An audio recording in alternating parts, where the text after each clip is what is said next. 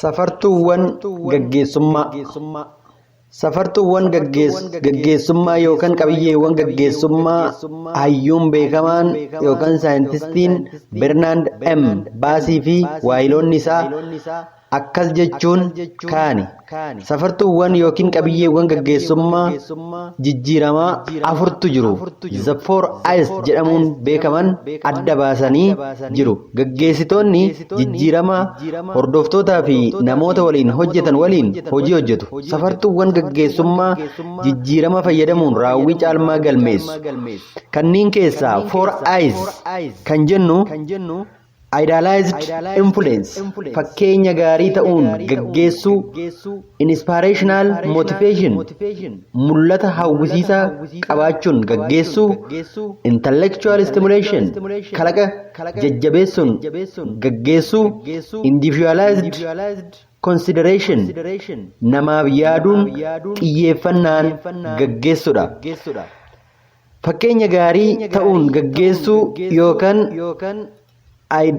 idealized influence kan jennu gaggeessan jijjiiramaa naamusa olaanaa qabaachuun fakkeenya gaarii ta'uun hordoftoota isaa kabajuun akaakuu dhuunfaa isaa yookiin jarmiyaa hordoftoota hubachiisuun kutannoo fi amantii keessatti uumuun akka fiixa baasan taasisa. Hordoftoota keessatti miirri ulfinaa fi kaayyoof aarsaa kaffaluu waan isaan keessatti uumamuuf duudhaa fi amala gaggeessaa isaanii jabeessanii qabaachuun hojiirra ni oolchu. Gaggeessaan akkasii ni leellifama, ni jajama, ni kabajama, akkasumas amanamaadha. Hordoftoonni gaggeessa akkasii waliin xiyyeeffachuuf, caaluuf yookiin fakkaachuuf ni tattaafatu. Hordoftoonni isaanii akka dandeettii addaa qabanitti ciniinnataa fi kutataa ta'etti ilaalu. Fakkeenya ta'uun gaggeessuun waa lama of keessaa qaba. Inni tokko amala gaggeessan qabuudha. Kunis xiyyeeffannaan gaggeessaan kaayyoo waliitiif kennuun wal qabata. Inni lammaffaan akka hordoftoonni fi waayiloonni yookiin michoonni gaggeessaa itti ilaalanidha. Kunis qormaatileen kan mo'ataman ta'uu hordoftootaa fi waayiloota isaatiif mirkaneessuu waliin wal qabata.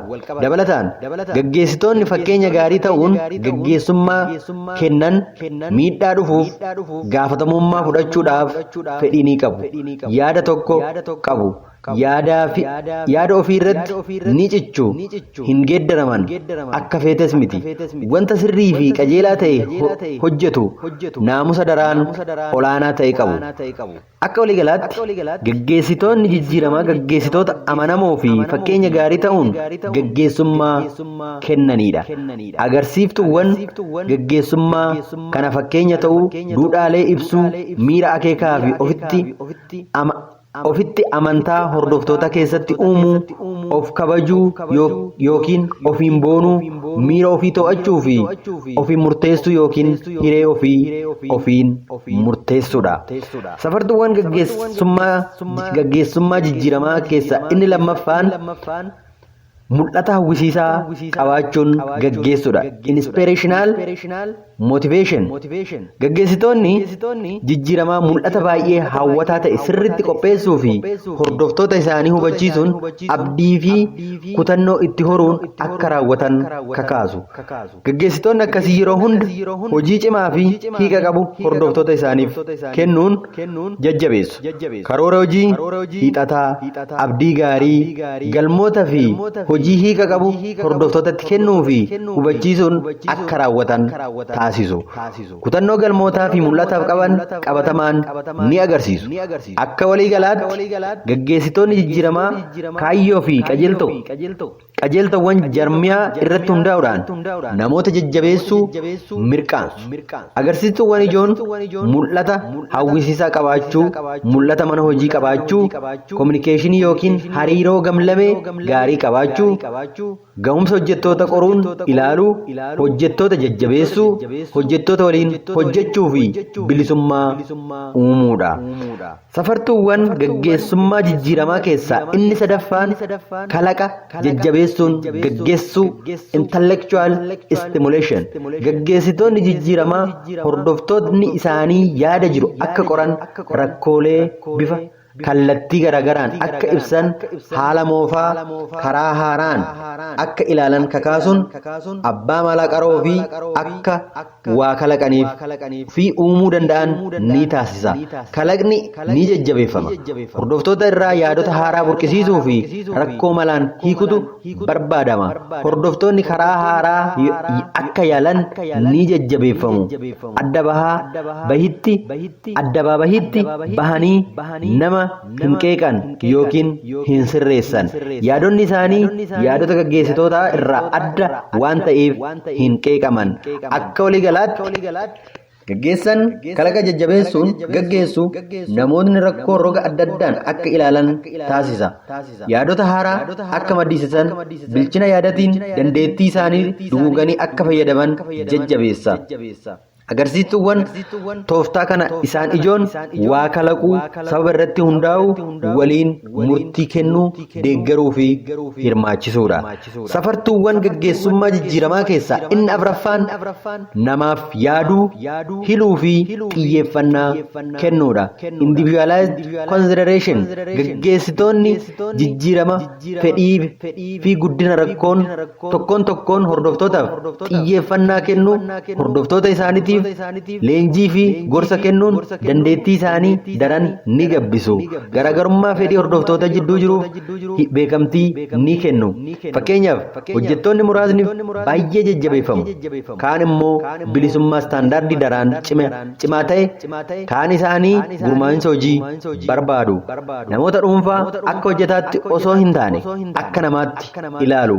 Gaggeessan namaaf yaada yookiin namaaf hilu haalaan nama dhaggeeffata. Hordoftoota guddisuuf bakka bu'ummaan hojii hojjechiisuu akka tooftaatti ni fayyadamu. Hojii bakka bu'ummaan kennan hordoftoonni sirnaan hojjechuu isaanii yookiin sadarkaa irra jiru madaaluuf qajeelfama dabalataa yookiin deeggarsa taasisuuf hordoffii fi to'annaa ni taasisu. Hordoftoonni gaggeessitoota isaanii akkasii miiranii to'atamna jedhu hin qaban. Waliigalatti gaggeessan hordoftoota isaatiif yaaduu fi xiyyeeffannaa kennu yeroo isa barsiisu, leenjisuu fi qajeelchuu irratti dabarsa. Hordoftoonni isa cimina isaanii akkamitti akka itti fayyadamanii fi hanqina isaanii itti xiqqeessan irratti gorsa ni kennu yookiin ni qajeelchu. Hordoftoota waliin quba wal qabu akkasumas yaaddoo nama tokkoo quba qabu. Qabiyyeen namaaf xiyyeeffannaa kennu tokkoon namaa jajjabeessu, kunuunsu, leenjisuu, qajeelchuu, gorsuu fi iftoomina uumuudha. Kana malees bara 1985 akka lakkoofsa Habashaa keessa Beenii Siinaanus bu'uura yookiin ijoo dubbii gaggeessummaa jijjiiramaa ibsanii jiru. Mul'ata ifaa fi hawwataa qabaachuu, attention through vision, ejjennoo ibsuu fi raawwachuun, amantaa horachuu, trust through positioning, kaayyoo mana hojichaa hojjetaa hubachiisuu, meaning through communication fi ilaalcha iyyantaa positive ofiif qabaachuu keessattuu ciminaa fi hanqina ofii beekuu, the deployment of self through self regard kanneen jedhaman amaloota fi dandeettiiwwan gaggeessitoota jijjiiramaa agarsiisan ta'uu ibsanii jiru.